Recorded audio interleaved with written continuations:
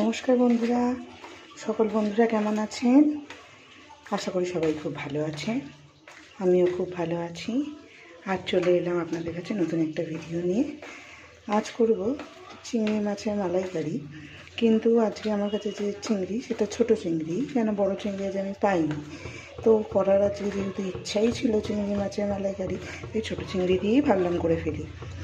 তো প্রথমে চিংড়ি মাছটা ভেজে নেব।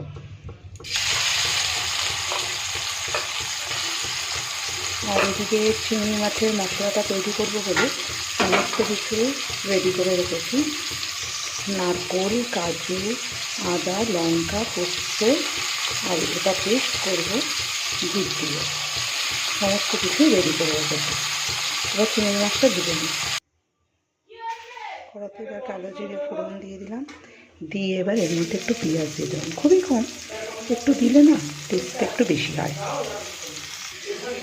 এদিকে পেস্টটা, এই যে সুন্দরভাবে মশলাটা তৈরি করে নিয়েছি, এদিকে পেঁয়াজটা ভালো করে লাল লাল করে ভেজে নেব। আগে পেঁয়াজটা ভালো করে ভাজা হয়ে গেছে, এবার সমস্ত মশলাটা দিয়ে দেব। এবার দেবার মধ্যে নুন আর সামান্য হলুদ। মশলাটা দেখুন ভালো মতো কষা হয়ে গেছে। এবার এর মধ্যে দিয়ে দেবো সামান্য করে একটু জল।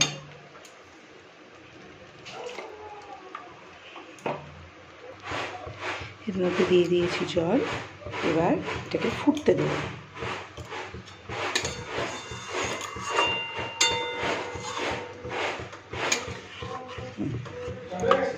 এটা ফুটুক, তারপর চিংড়ি মাছটা দিয়ে দেবো। ভালো মতো ফুটে গেছে, এবার এর মধ্যে চিংড়ি মাছটা দিয়ে দেবো।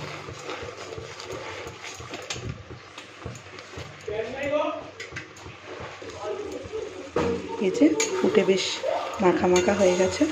পুরো শুকিয়ে দেবো না, একটু এরকম মাখা মাখাই থাকবে। সামান্য 2-1 দানা চিনি দিয়েছি যাতে একটু ব্যালেন্সটা থাকে, স্বাদটাও তাতে বাড়ে।